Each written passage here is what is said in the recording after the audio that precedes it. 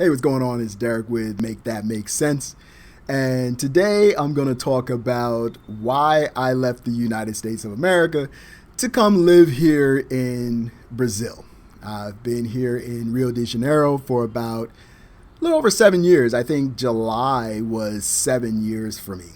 And there's a lot of opinions about that, people that leave the United States and people who don't understand why you would do that or what would be the appeal of that. So I figured I'd tell my story and let you know why, because there's a lot of factors that kind of played a part in that. So the first time I ever really even thought about maybe doing something different in my life was 2009. Found out I was getting divorced, or we were at least separating. And then in 2010, actually got the papers and signed those. And by the end of the year, I was divorced. And so I still had my kids at that point in time. My daughter was 18 and my son was 12. So, I had a lot to think about there too. So, I stayed with my kids for about 4 years after that.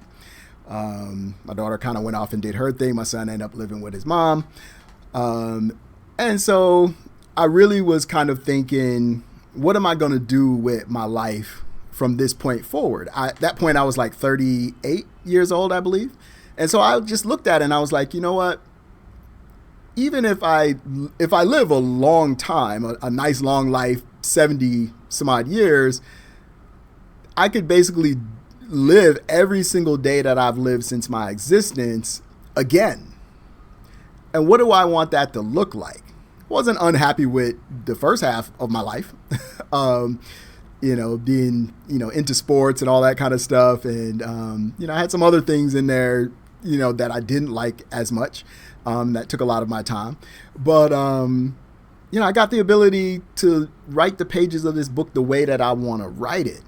And so I had been thinking about it, and I kind of told my son right around 2013 or whatever, I was like, you got to kind of get prepared and start thinking about what you're going to do, and how you want to go forward and all that stuff, because there may come a time when I'm not necessarily here. I'll always be here, for you, but there's going to be some things in my life I need to go explore and things I want to see and things I want to do, because up until that point, I really hadn't traveled a lot.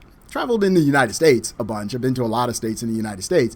And then I ended up traveling for my work and all that kind of stuff at one point too.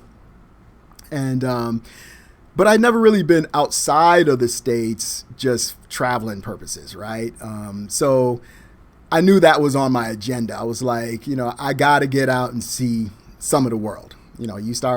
You raise a family, you start working and all that stuff, and you just a lot of times don't have the money or time to get out and go do other things. When I was married, it was like when I went on vacation, or I got, whatever my couple weeks of vacation from work was, or my long weekends, we'd end up going to see my ex-wife's family. They were in Mississippi. I was in Florida. Our family was in Florida, so we would go up there because you could drive there in 12 hours or whatever. You could drive 12 hours up, 12 hours back. You could do that over a long weekend, a 4-day weekend or whatever. You could probably do that and get to see family, right? So we just got engrossed in that. That was kind of the routine, and so we didn't really travel outside. We talked about it a few times, but it just didn't ever really happen. And so that happened to me. The divorce happened to me, and me deciding I kind of wanted something else in my life. And then I was working at a company. I just was working at this company called Easy Yield. And I was seeing some things go down that I just didn't feel right about. The first one, I don't know which order they came in or whatever, but it was kind of pretty much at the same time. We had the Trayvon Martin shooting in Sanford, Florida, which was probably like 20 minutes, up the highway from where I stayed at.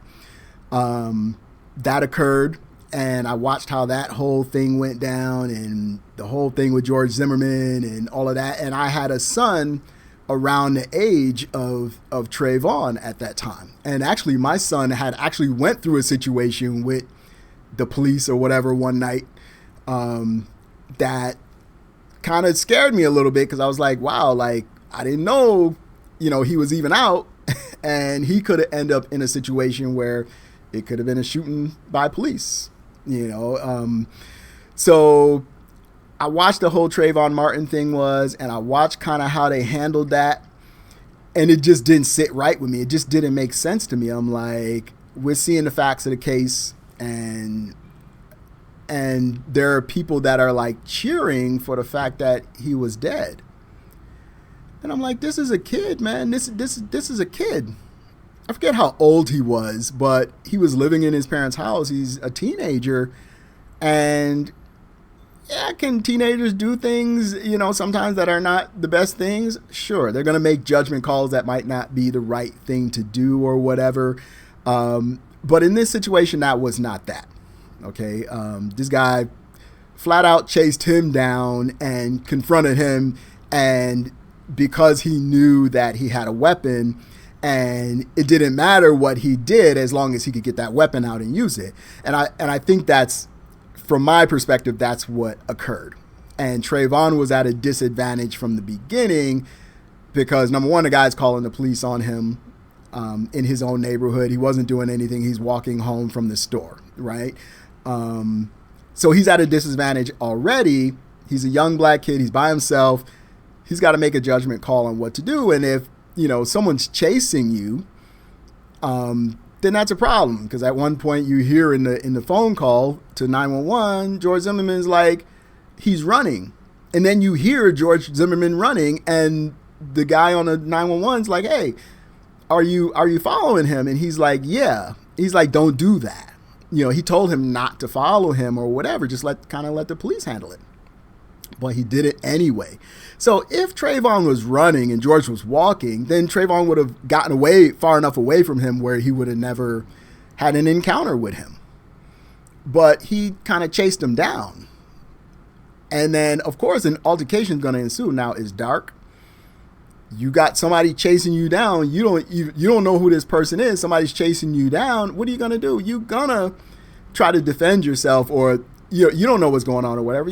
I'm as a grown man right now, 54 years old, I'm going to have that same reaction. If you're chasing me down or whatever, I'm like, there's probably going to be an altercation, right? And I think George Zimmerman knew that, and he also knew that he had a gun.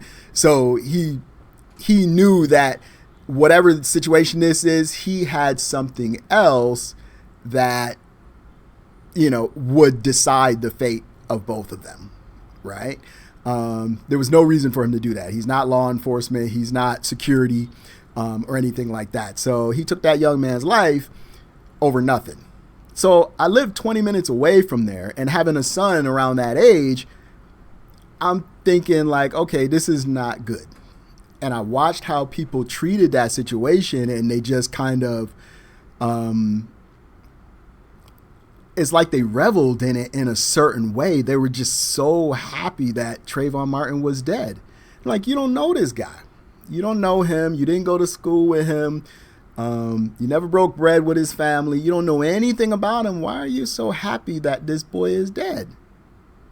Simply because he's black? And you see the pictures that they used of him. Always this picture with a hoodie on. How many people wear hoodies? Tons of people wear hoodies, right? And this is Orlando. This is Florida. So you don't wear a hoodie that often in Orlando, right? It's hot. It's hot weather. So during the wintertime, maybe a little bit, you might wear a heavier sweater or whatever like this. So to put that image out of him wearing a hoodie is really wild, because that's not really a representation of who he would have been, because you couldn't even wear a hoodie like that all the time in Florida because it's just way too hot.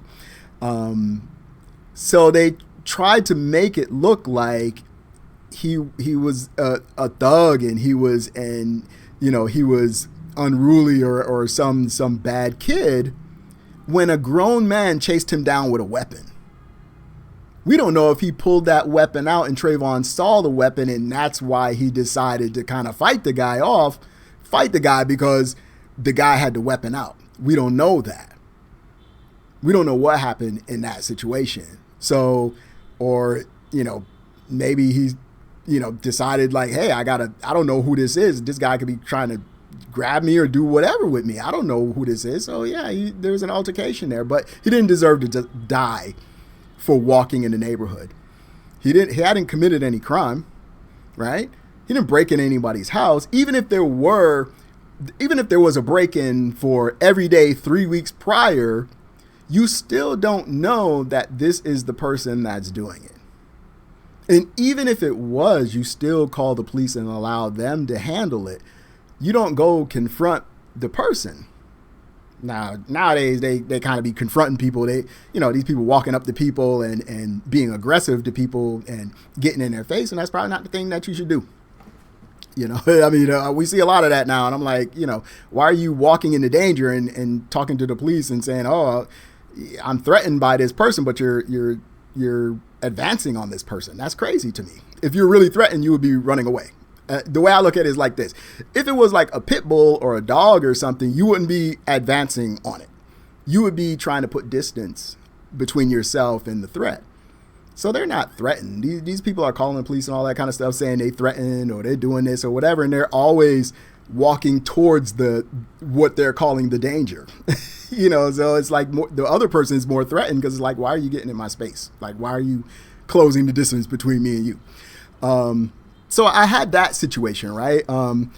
I saw that happen. I saw how people reacted to it. I saw how divisive it kind of was.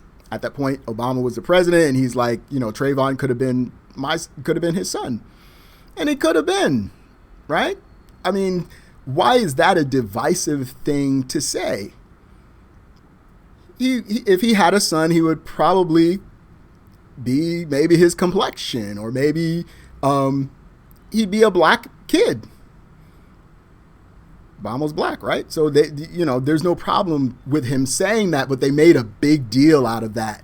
Even though, on their side, they take it like that. This thing with Charlie Kirk or whatever. He looks like me, so he espouses my values, and so he is me, is the way that they're taking it. But when it was Obama, he couldn't do that. So I watched all that happen. At the same time, we had the Casey Anthony trial going on. And that whole thing where her daughter died, and she was in court or whatever, and she didn't get convicted of murdering her daughter.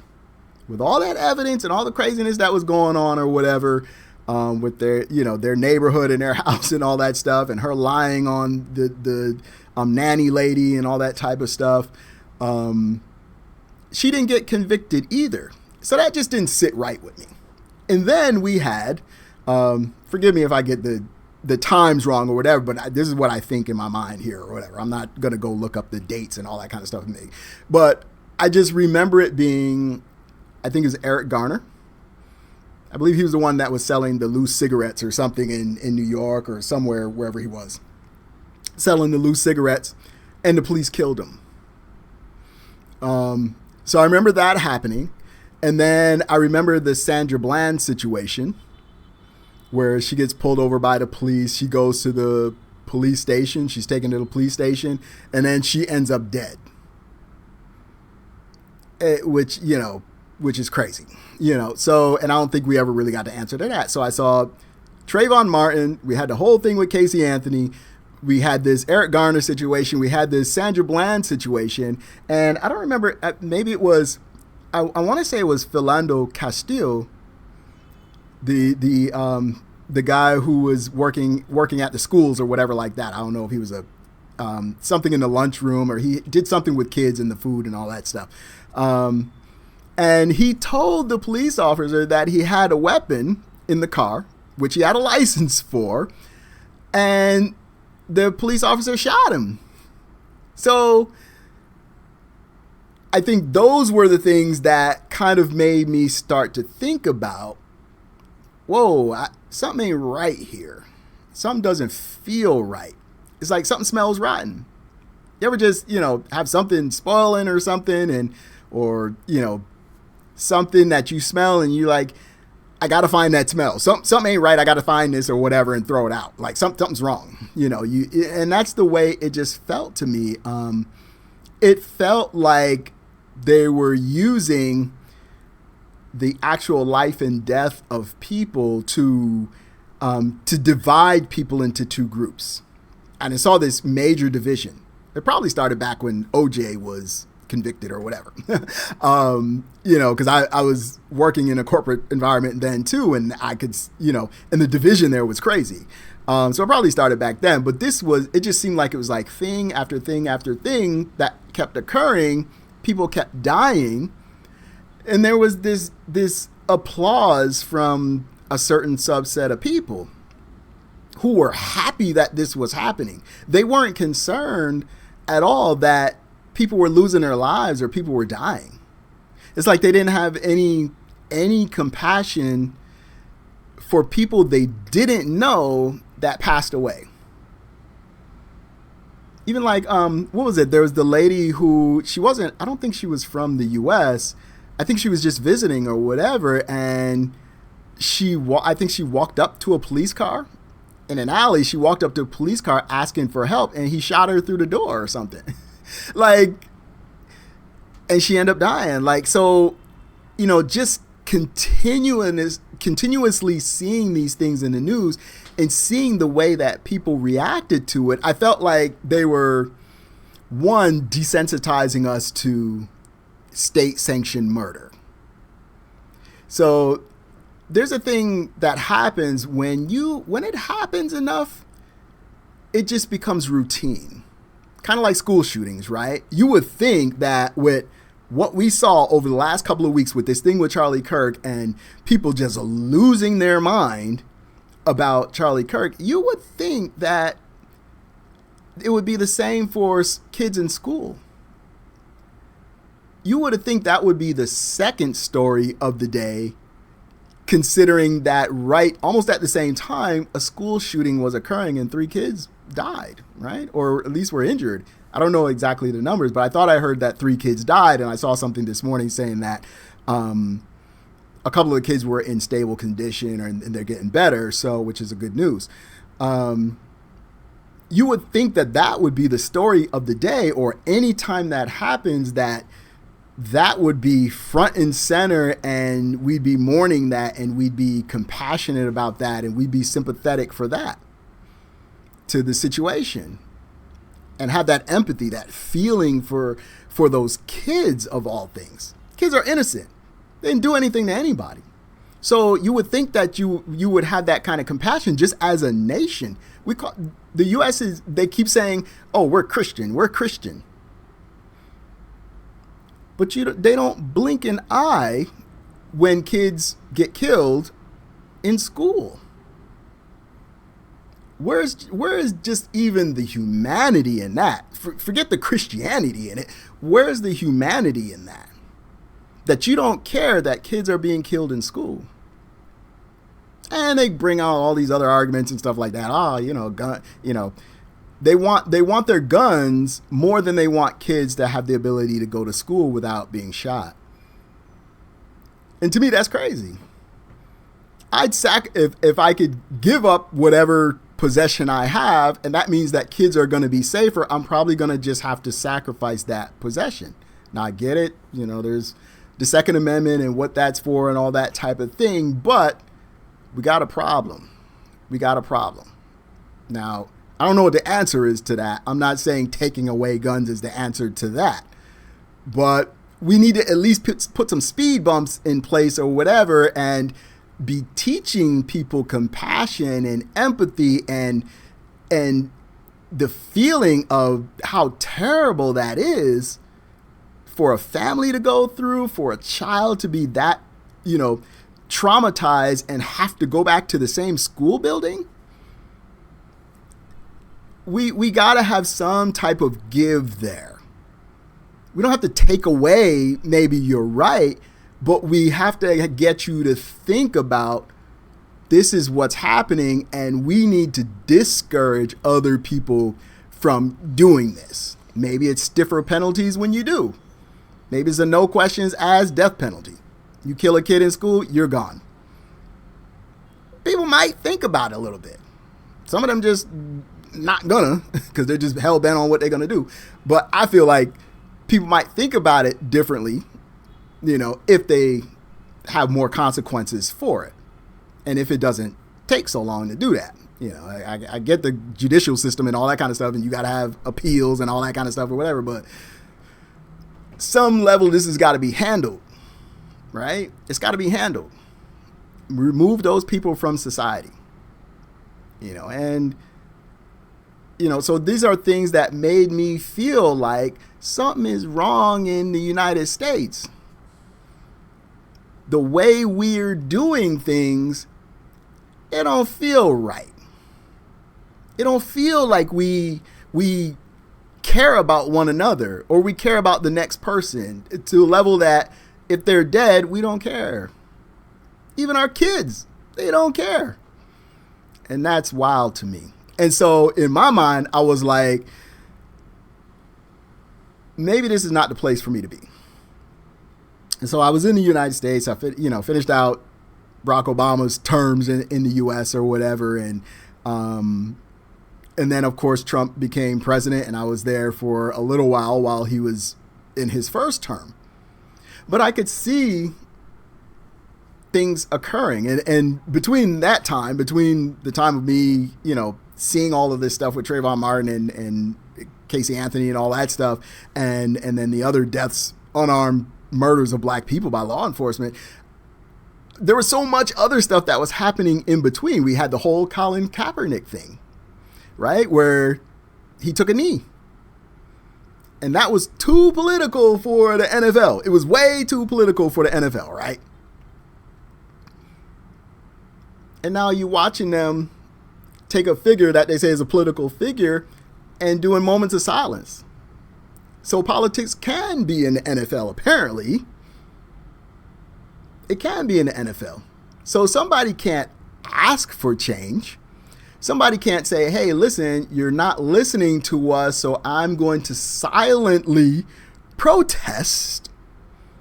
Within my rights for the Constitution, I'm going to silently protest, and I'm going to, make my opinion known and draw attention to this issue of violence against the civilians of the United States and in opposition to the Constitution of the United States. I'm going to make that known. And they vilified him. How does this make sense? And then we had the Black Lives Matter movement. Now there wasn't an organization to begin with, right? There was just the idea. Hey, Black Lives Matter too. No one was saying that white lives didn't matter. And I say white lives, there's Asian lives, and there's, Jamaican lives or Brazilian lives, and there's all lives around the world. Everybody's life matters. But they couldn't accept that we said Black Lives Matter. They had to counter it with other things like all lives matter, counter it with blue lives matter. And okay, so if you have the feeling that blue lives matter, can't the Black Lives matter too? Can't both of those things coexist in the same universe? But they weren't making the point that their lives matter. They were basically saying your lives don't matter. This is what they were saying. And so this is another catalyst for me moving outside of the United States and not wanting to be there, because I could see the temperature of things rising. And as I was saying the other day, you can't keep turning up the temperature, because something in the pot has to burn at some point. You got to be able to turn the temperature down. And what do? They keep ratcheting up the temperature. And look where we are now. Every single thing, every single event becomes an opportunity for them to foment hate, to say racist things, to defend racism, to defend corruption and defend lies. Every time you turn around, these people are lying. the president get up and he will tell a bold-faced lie. And everybody knows he's lying. I don't have any thought that these people don't know that he just told a lie. He called him stupid. He called him stupid when it came down to Epstein in these files. He said, if you're believing in this, you're following the left and you're stupid. He told them to their face. He said it out loud. You stupid. And they still following this. And they still like, oh, that's my guy. No, he thinks you stupid. He thinks you're dumb. So these are the things and the reasons why I decided to kind of move out of the United States, because I could see this coming. It just felt like something is off. The fish is rotten and I can smell it. And I'm like, I don't want to stay around because they're doing too much. And I couldn't make it make sense. I'm looking at it and I'm like, some ain't right. They're preparing us for either civil war or the government at some point being able to unalive people. And they're going to be able to do it with public support. And the test runs and the division and the ability to stir people's emotions is all they really needed. You know, just that's all they really needed. They needed these little, let's see what happens if George Zimmerman is not convicted. Let's see what happens when Casey Anthony's not convicted. Let's see what happens when police officers kill an unarmed black man and we don't do anything. What happens then? Oh, there are certain people that like it. There are certain people that don't like it. And if we get them to fight each other and we divide them and we can fight each other, we can pick up all the scraps. We shaking the trees and whatever fall out, we putting it in our pockets. We can do anything we want to do if we get people to be divided to such an extent that we can gain power. No one's talking about unity. They're saying unity, but it's not unity for everyone. You can't get unity by saying black people or black women don't have the brain capacity to do certain jobs, and the only reason they can get jobs is because they took it from somebody else. There's no unity in that. And you could like it or you could not like it or whatever like that. I don't care. This is what this man said. So if he says some good stuff, roll the tape. Show us. That's why I don't agree. That's why I can't agree with that. Because you're speaking against a whole race of people, a whole ethnicity of people, as if they don't have the brain processing capacity to do the jobs that they do. When these people are studied, they're educated, they went to school, they ground through all of that in America, where it's expensive to do that. You have to sacrifice a lot to go to school to learn. The time and the dedication that takes to get these law degrees and these doctorates and these master's degrees that these people hold. And a college dropout is able to say that they don't have the brain capacity to do their jobs when he's not qualified to do any one of their jobs.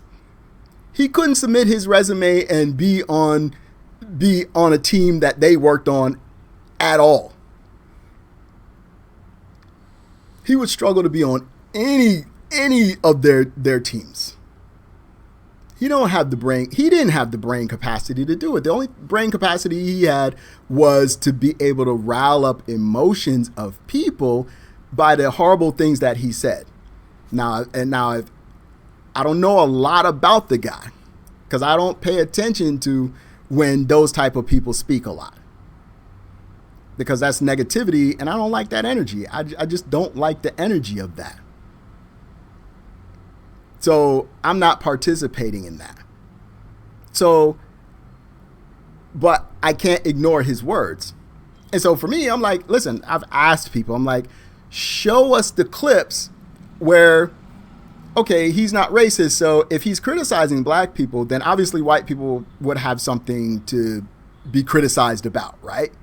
Don't matter. Every race of people, every person on earth can be criticized about something. So show us a clip of him being critical of anyone besides black people. Because I haven't seen it. I'm not saying it don't exist. I'm just saying, show it to us. You said this guy is next to Jesus. You're saying he's next to Jesus. So we even have Jesus words, and there wasn't no cell phones and no video and nothing like that. We don't got none on video or whatever. We got Jesus words in one book. One book. But look at the impact all over the world. So if this guy is next to Jesus, then we should have tons of examples of him saying things and advocating for things that would be Jesus-like. Not even Christian. I'm not even going to get into that. But just Jesus-like. Show us the clips. Show us where since he's Christian and he's so much in the church and all that kind of stuff, the guy had a $12 million net worth. I've seen 20, I've seen 12. I don't know. I'll go with the 12 and say he's got $12 million. But even if you had a $12 million net worth, there are things that you could be doing in your community where people could see that, okay, yes, this person is a good person. He's sitting with the elderly people of his church, talking with them, not giving them information because he's young. He should be getting information from them, right? Being humble in that way. Spending your time with them, spending your time with the kids of the church, kids of the community. You would see him going to schools and helping the kids and doing things, nice things for the kids. And of course, they go into the socialism thing or whatever. Oh, you can't buy pizza for the kids and give them a pizza day because, it's socialism. Some stupid shit like that. But where are the videos? This guy's constantly on video. The only thing we've ever seen him do is talk. And when he's talked, it had to be controversial. I'm open, like, give me links. Give me links where he's saying something good. Because I will say that, okay, he said something good here.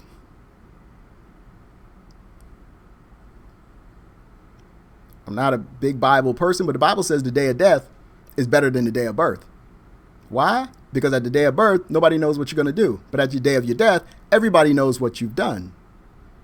And the book is closed. So if you die and everybody has all of this negative stuff to say and has proof of those negative things that you've said, that's kind of one of the worst ways to go out. That's really like the worst way to go out. In my mind, I don't think that he even believed some of the stuff that he was saying. He probably went home some nights and was like, I can't even believe I said that. I don't think he believed everything that he was saying. I think he recognized that saying outrageous things pays the bills. And when you begin to get that pressure on you because you've got all of these followers and they have expectations, and then you're fighting with other people like Nick Fuentes and these other people, you feel that pressure and you gotta one up the other person and you gotta stay in the public spotlight. And so I think negativity was putting him in a place where at a certain point, he didn't have a choice. He had to go deeper into it. So maybe he didn't even believe what he was saying, but he had to put it out there and be controversial because that's what got him in front of crowds and in front of these kids in colleges. And the things that he said, just about people being executed and stuff like that. He said Joe Biden should be executed publicly. He might not have believed that. And maybe that's why people are saying to us, it's just opinions. Maybe that's why they're like, oh, well, that was just his opinions. Because maybe they're recognizing in their mind, like, he's entertaining. Why they would consider that to be entertainment, I don't know. to be disparaging to other people, other races and groups of people. Why would you think that's entertaining? Maybe that's where they're getting it from. I don't know. It would have to be explained to me in a way that, I can understand. I don't think I would be able to. The guy was saying crazy stuff. He said the president should be publicly executed. A president of the United States. If you don't have that much respect for the office of the presidency of the United States, the most powerful man in the world, to not call for his execution. If someone called for the execution of Donald Trump, it would be front page everywhere on every single channel, everything. They would make such a big deal about that. Look at what they did when supposedly they tried. And they're talking about that until now. So why is it okay for him to say those things and then to advocate for those things and then to say that the kids' deaths in schools is okay because we need the Second Amendment? And then he ends up being shot while talking about the gang violence in the black community. I don't know. But I just didn't want to be there in the United States. When you don't go out and you don't experience the world, your world is small. Your brain can't magically understand how other people live, or why they might move the way that they move, or why their country might not be in the greatest position. You got to get out there, get amongst the people and talk to them and find out. So I decided I wanted to get out there in the world and just see what's out there. And I found out that there's things in the United States that I don't like. I just can't. I'm not going to conform my life to that anymore. Or I'm not going to give so much of my life to that anymore. Can I live as an American? Yeah. I can live in the United States. I'm going to survive there. That's all I do. All I really knew. But am I going to conform to everything that I see there? No. I think it was 2014. I was here for about 3 months. I came here for 3 months. I went home for about 6 to 8 weeks. And then I was back for like Christmas, and I stayed here for like another 3 months. And when I went home, I went to a Chipotle near UCF on University Boulevard out in Orlando.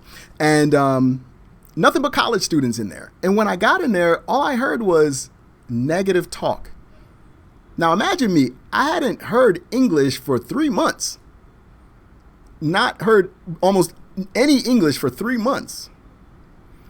And when I got back and I'm just listening to the conversations, I'm looking around like, I just watched a man take a bath in a puddle on the side of the road and use the mirror on a motorcycle to make sure that his hair was straight and all of that. And he had a towel. This man used the rain puddle on the side of the road to take a bath. And we got college students standing in a Chipotle, and everything is negative. Do that sometimes. Just listen to people sometimes. You'll notice that in American society, there's a lot of negative talk. Negative words. There's a lot of that. And when you get away from that and then you come back and you hear it and you're aware, I couldn't stand it. I almost left the Chipotle. I literally physically almost left because I was like, I don't want to be around this. I almost can't even take it. You don't really know until you get away from it. And I fear for the people in the United States right now because there's so much negativity every single day with this administration being bombarded all the time with lies, and you can't even get to the truth of the next, the last thing before the next thing comes along, and you're already bombarded with something else. People not taking responsibility, even though that that they're responsible for what happened. People not taking responsibility. People that don't have the credentials being put into positions that they should not be in. And it's tearing down the nation and it's dividing the nation. And they're telling you it's the opposite. And they're just trying to browbeat you into believing what they're saying when you can see it's not going well. Donald Trump said you're going to win so much you're going to hate winning. And ain't nobody in the United States winning. The farmer's not winning. So I fear for the people in the United States because you're going through this. It's almost like a psychological warfare. They're preying on your brain, and they're taking advantage of your brain, and they're making you think in negative ways. And so you approach everything with negativity. So I pray a lot of you can get out of it. I had to get out. Maybe I'll come back. I don't know. I don't wish to. Is everything perfect here? Obviously not. It's not a perfect place to be, but to get away from the negativity, go away. See if you can get away. If you get, laid off from your job or something, you got some type of severance or whatever, because that's what I did. I got laid off. I was in management or whatever, so they were paying me out for like 6 months. I was getting my check every 2 weeks. After we got finished, I was still getting a check. So I was able to use that to get away from the United States. So I don't know how everybody's situation is or whatever, but spend some time outside the U.S. Spend some time with some other people. Get around people who don't have much. And find out how they live. Find out how nice they are, how sweet they can be, and how nice they can be with nothing. And then look back at the United States and see, why is everybody upset? You have so much. Yeah, it's expensive, but you got a lot of things. You have the ability to get those things. But get around people who don't have the ability to get those things. They just barely have the ability to get life essentials. Get around those people and find out what really life really is. Are they going to be perfect? They're not going to be perfect. It ain't perfect here. Being here teaches me that there are certain things and laws and things like that in the United States that are absolutely necessary. I saw, matter of fact, walking down here, walking home the other night, a couple nights ago, saw something that I've told people I've seen before. This is a one-way street out here. It's like 3 or 4 lanes across. And of course, so there's cars on the, pull up to the sidewalk or whatever on the left and the right side. This car pulled up on the left side. It's a taxi. The woman goes to get out, and a motorcycle went between the car and the curb and hit the door. It's like, you're cutting lanes, but then you're cutting between the curb where people get out of cars at and expecting nothing to happen. Like, so little things like that is like, yeah, I see certain things that just boggle my mind because that would never really happen in the United States. Like, we have laws and things against that, and we have consequences. You got insurance that's going to go up and stuff. You're not going to do certain stuff. But here is like, sometimes when you don't have that, you don't think about it, So I appreciate the United States in a lot of ways. Like it gave me appreciation for the United States being here, but I also appreciate what they have here, some of the freedoms that they have and the way they live, and how that affects, how that would be if the United States was like that. If we had more freedom. They tell you it's the land of the free, but I don't think it's the land of the free. It's the land of free to do what you're told. I'm out of here. I've been talking way too long already, but tell me what you think. This kind of my story of like why I left the United States or why I thought like it's important to get out and see some other things. All right, Derek, makes sense. Make that make sense. All right. Peace.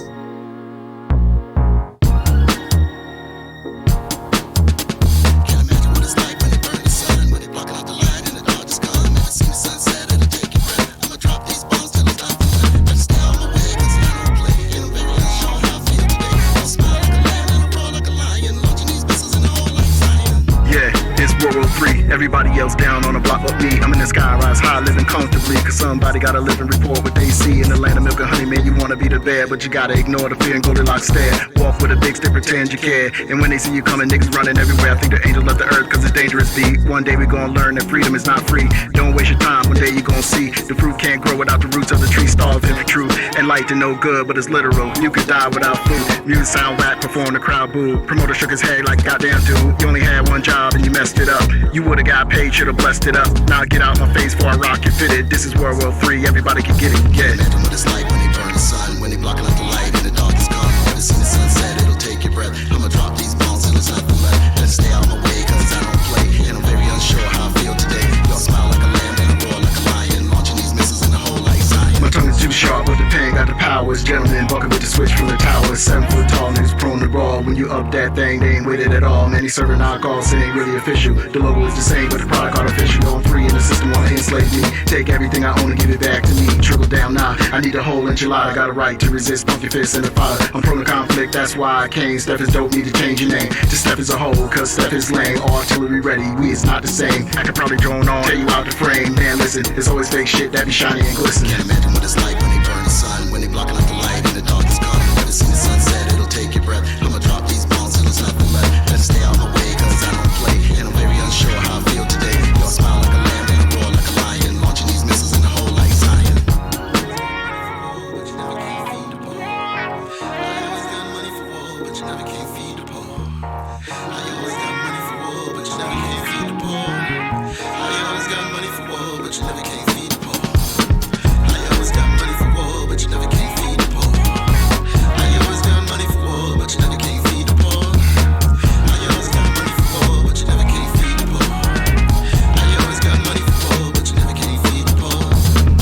Yeah, this world is crazy. Things I see on a daily basis just a rock your brain. I don't know what happened. It's like everybody went insane. Might be something in the water. Can't imagine what it's like when they burn the sun, when they blocking out the light and the dark is come. Never seen the sunset, it'll take your breath. I'ma drop these bombs till there's nothing left. Better stay out my way, cause I don't play. And I'm very unsure how I feel today. Y'all smile like a lamb and I roar like a lion, launching these missiles in the hole like Zion. Can't imagine what it's like when they burn the sun, when they blocking out the light and the dark is come. Never seen the sunset, it'll take your breath. I'ma drop these bombs till there's nothing left. Better stay out my way, cause I don't play. And I'm very unsure how I feel today. Y'all smile like a lamb and I roar like a lion, launching these missiles in the hole like Zion. Imagine what it's like when they burn the sun, when they blocking out the light and the dark is come. Never seen the sunset, it'll take your breath. I'ma drop these bombs till there's nothing left. Better stay out my way, cause I don't play.